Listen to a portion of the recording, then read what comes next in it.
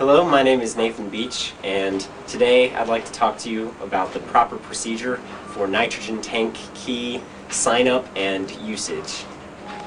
Right now we're in the main office of the CMMID. This is where the nitrogen tank room key normally lives. What you'll do is you'll come, and when you take the key, you want to sign up on this sheet. You put the date,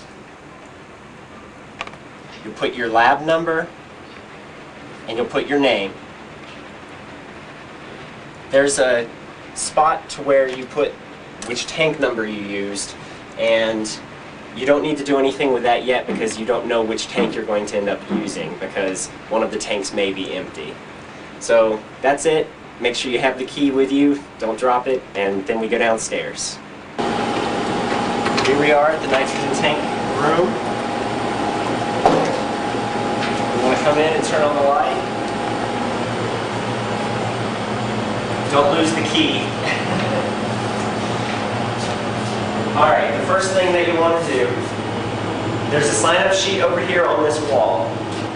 This is the sign-up sheet down in the liquid nitrogen tank room that you need to sign first before you ever go and touch the nitrogen tanks. You'll want to sign the date,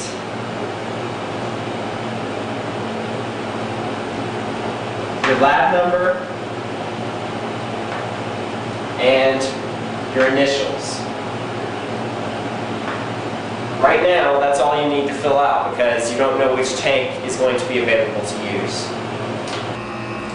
Now, once you've signed up for the liquid nitrogen tank on the sheet down in the room, what you'll want to do is you'll come over to the two tanks. Obviously, the signs on the wall say tank 1 or tank 2. And you'll come and you'll check the level of liquid nitrogen in each tank to see which one has liquid nitrogen in it. There's a gauge right here that you can read to see if there's any in it. But another way that you can tell whether there's enough liquid nitrogen in the tank is by doing a tilt test. And what you'll do is very carefully pull the tank towards you and see how easily it comes towards you. Now obviously I just pulled it fairly easily towards me. Now, this tank on the other hand has more liquid nitrogen in it, and when I pull it towards me, it's not going to come towards me nearly as easily. It's much heavier. So we're going to use this tank because it has some left in it, but this is much lower, and it's important to keep track of how much is left because if you empty the tank, you need to let somebody know.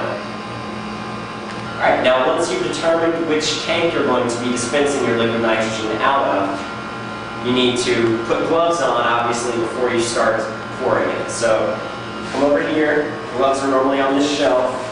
If there aren't gloves, you need to go find somebody who can find gloves for you because you don't want to do this with your bare hands, or even with just latex gloves on.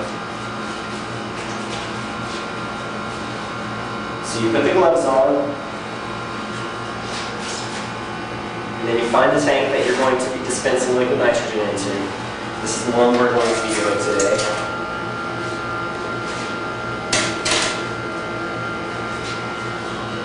You unhook the hose from the side of the tank. You spin it to its full length, and you want the end of it to be pointing down into the tank so that you don't spill liquid nitrogen all over yourself. Now when you start opening this valve, it's going to make a very terrible noise. And what you need to do is keep opening the valve until that noise starts to go away. When the noise goes away, that means liquid nitrogen is actually flowing through the hose. So keep cranking the hose, or keep cranking the valve until the noise stops. And certainly you can open the valve all the way without any problem. So get ready for this. And I'm going to have to start with 2 hands on the pedal. Okay.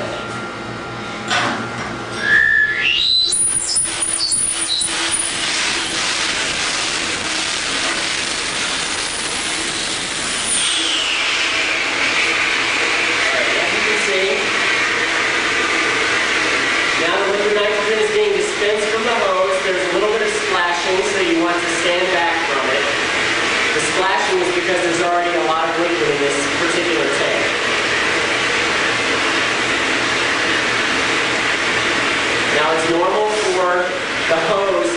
become very cold and encased in ice when you're dispensing the liquid nitrogen.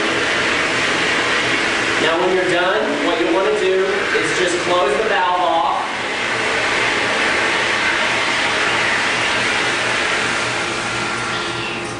Close it all the way until it's hand tight. You don't have to tighten it incredibly much because there are some people who aren't as strong as others, and then they won't be able to open the valve.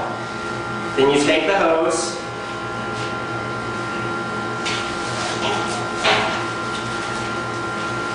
and you hang it back on the side of the tank. Now it's important that if there's still liquid nitrogen coming out at the end of this, that means you haven't turned the valve off all the way. Now it's normal for vapor to be coming out of this because there's still some liquid nitrogen in this hose and it's still evaporating and coming out of the end. But if there's any liquid coming out of the end, that's not a good thing. If you know that you've closed this valve all the way, you need to go find somebody because there may be a problem with the valve. Okay? Now once you've put your liquid nitrogen into your tank, you want to make sure to put your lid back on all the way so that all the liquid nitrogen doesn't evaporate. And then you're done. Now it's important to remember that after you dispense the liquid nitrogen into your tank, that you come back to the sign-up sheet and label which tank that you used and how much you used. Now on this chart, we use tank number 1, so I'm going to put a 1 in the number of tank in the tank ID number slot. Now it's going to ask me if I switch tanks. We didn't switch tanks. The hose was on tank 1 when we came in, and we used tank number 1. So right now, it asks, did you empty a tank? Sometimes this can be a tricky question. Sometimes you don't know if you've emptied the tank or not. If you look at the gauge and do your tilt test and you think that there is some liquid nitrogen still in that tank, you can put no. The other slot that you need to mark is how many tanks that you filled up. Now, we only filled up about half a tank, but we'll still put 1 because we put liquid nitrogen into 1 tank. So 1. And that's all you need to do on this sign-up sheet. Don't forget to return the key immediately and to fill out the same information on the sign-up sheet up in the main office. Now, when you come out of the liquid nitrogen tank room, you want to make sure to turn the light off and make sure that the door is locked.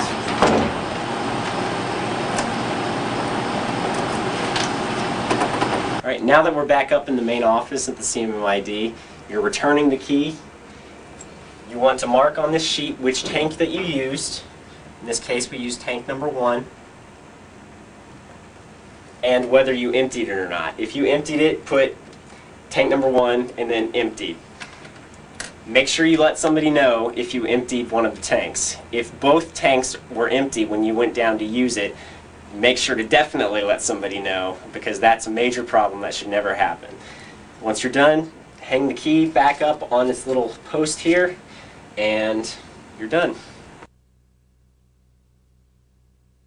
What I'm going to show you now is how to switch the hose that you dispense the liquid nitrogen from one tank to the other tank. Now you'll come over here and get the wrench off the wall. It's an adjustable wrench. And there's a nut here that you have to loosen in order to remove the hose. It's righty-tighty, lefty-loosey, as with most things. You want to check to make sure the valve is closed all the way, and then you can loosen this. Alright, now once the hose is off, you'll want to find the correct nozzle on the other tank. Now you can tell which one is the correct one because it has a tag that says liquid on it, or it's labeled underneath liquid. You will only want to connect this hose to the valve that says liquid on it. Otherwise, it won't work properly. So what you'll do is you'll connect this just like you took it off on the other tank. You can start it by finger tight, and then take the wrench and tighten it down the rest of the way. Not too tight, but certainly tight enough to keep any leaks from forming. Now, once you're done, this tank is ready to use. All you need to do is open the valve and dispense your liquid nitrogen like normal. Be sure that if you were moving the hose over because this tank was empty, to note on that chart that you emptied the first tank and to make sure to let someone know that one of the tanks is empty.